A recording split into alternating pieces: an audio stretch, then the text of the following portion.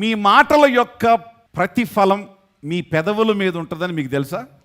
మీ కపటమైన మాటల యొక్క ప్రతిఫలం, అబద్ధాల మాటల యొక్క ప్రతిఫలం, అవమానకరమైన మాటల ప్రతిఫలం మీ పెదవుల మీద ఉంటుందని మీకు తెలుసా? మీ పెదవులు ఇలా మాట్లాడి ఇలా ప్రార్థన చేసేటప్పుడు ఆ పెదవుల మీద ఉన్నటువంటి పాపం ఆ ప్రార్థనని వెళ్ళనీయద్దు అని మీకు తెలుసా? ఒకవేళ ఆడినటువంటి మాటలు పెదవుల మీద ఉండకపోతే, ఉండాల్సిన అవసరం లేకపోతే, ప్రవక్త అయిన యెషయా నేను పాపిని నన్ను క్షమించు అన్నప్పుడు కెరూబులలో ఒకడు కారె పట్టుకొని నిప్పు తీసుకొని వచ్చి తన పెదవులకి అంటించి పెదవుల్ని కాల్చాల్సిన అవసరం ఉందంటారా? నీ పెదవులకున్న అపవిత్రత కాలితే గాని నీ పెదవుల్లో నుంచి వచ్చే ప్రార్థన స్ట్రైట్గా పరలోకానికి పోదు. నీ పెదవులతో మాట్లాడేటువంటి మాటలు ఒకవేళ ఎవరికి తెలియకపోవచ్చేమో కానీ నీ పెదవుల నుంచి వచ్చిన కపటమైన మాటలు దేవునికి తెలుసు. That will effect your prayers, that will effect your connection with God. ఈయన అంటున్నాడు, లార్డ్ నా పెదవులు ఏ విధమైన కపటంతో లేవు, ప్యూర్ పెదవులతో స్పష్టంగా నేను ప్రార్థన చేస్తున్నా, పవిత్రంగా నిష్కపటంగా ప్రార్థిస్తున్నా, నా ప్రార్థన నీ సన్నిధికి ఖచ్చితంగా చేరుతుంది. కాబట్టి ఎవరైనా మీరు ప్రార్థన చేసేటప్పుడు మొదట భోజనం చేసేటప్పుడు చేతులు కడుక్కున్నట్లు, కాళ్ళు కడుక్కున్నట్లు మీ హృదయాన్ని, మీ పెదవుల్ని, మీ మనసును కూడా కడుక్కొని దేవుని దగ్గరికి వెళ్ళాలి. కడుక్కోవటం అంటే అర్థం నీళ్లతో కాదు. ఎవరో కాళ్ళు చెవులు నీళ్ళతో కడిగితే పోయేది కాదు. అది నీళ్ళతో కడిగితే పోతే డిస్టిల్ వాటర్తో కడిగేవాళ్ళు ఉన్నారు. నీళ్ళతో కడిగితే పోదు. ప్రభు రక్తంతో నువ్వు క్షమాపణ వేడుకొని నువ్వు ప్రార్థన చేస్తే ఇమ్మీడియట్ నీ ప్రార్థన వర్క్ అవుతుంది. నీ ప్రార్థన ప్రభువు దగ్గర ఫట్ ఫట్ ఫట్ అని వెళ్ళిపోవాలి. నీ పెదవుల్లో ఏముండాలి? నిజాయితీ ఉండాలి. సో ఈయన దేవుని దగ్గర ఎంత ధైర్యంగా చెప్తున్నాడంటే, ప్రభువా శత్రువు ఆ ప్రక్కనున్నాడు, ఆపదలో నేనున్నాను, నిన్ను అడుగుతున్నాను నన్ను తప్పించమని మాత్రమే కాదు, ఒక పని చెయ్యి, వాడు కరెక్టా ఎందుకంటే వాడు విశ్వాసే, వాడు యూదుడే, వాడు నీ ఏర్పాట్లో ఉన్నోడే, నేను నీ ఏర్పాట్లో ఉన్నోడిని, కాబట్టి వాడిని చంపేసాయని చెప్పి నేను ప్రార్థన చేయలేను. ఒక పని చెయ్యి, న్యాయం తీర్చు. 2, నీ తీర్పు కూడా నాకు తీర్చు.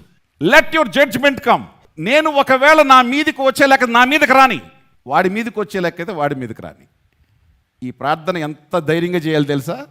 ఎప్పుడైతే ఈ ప్రార్థన చేశాడో దేవుడు రంగంలోకి దిగాడు.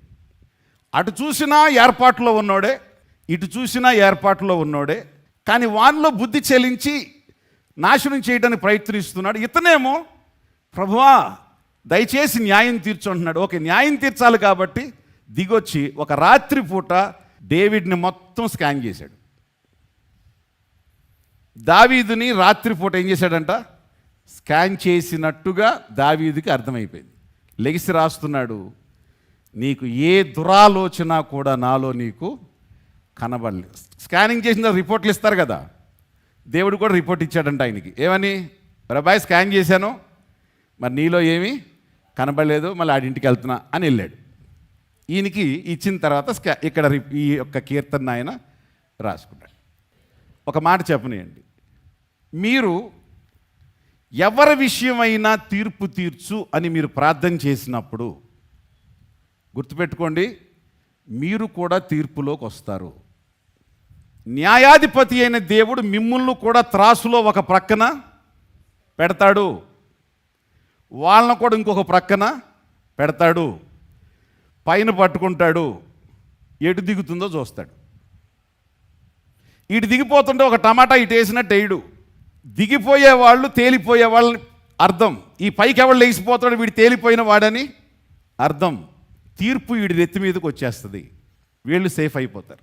ఒకవేళ ప్రార్థన చేసే వ్యక్తే ఒకవేళ తేలిపోతే, ప్రార్థన చేసిన వ్యక్తే తీర్పు తీర్చమన్న వ్యక్తే తన తప్పు తెలుసుకోకుండా ఒకవేళ ప్రార్థన చేస్తే తీర్పు నీకే వస్తుంది, జాగ్రత్త. వీడు సేఫ్, ప్రార్థన చేయనోడు సేఫ్, ఎందుకంటే వాడి జీవితంలో ఏ తప్పు లేదు.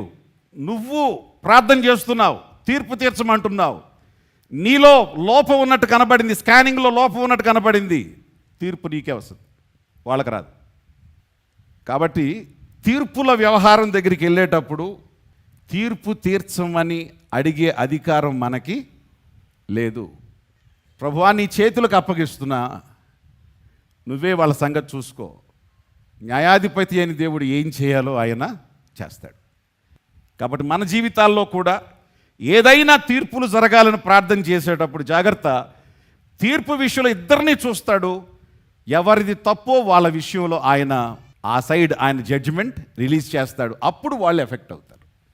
మిగిలిన వాళ్ళు ఎఫెక్ట్ ఎట్టి పరిస్థితుల్లో అవరు. ప్రార్థన చేసే ప్రతి వ్యక్తిలో కూడా నీతి నిజాయితీ ఖచ్చితంగా ఉండాలి. మనకు మనం బాగానే కనబడతాం, కానీ దేవుని దృష్టిలో ఏమిటి అనేది దేవుడు నిర్ణయించిన తర్వాత తెలుస్తుంది. అండర్స్టాండ్?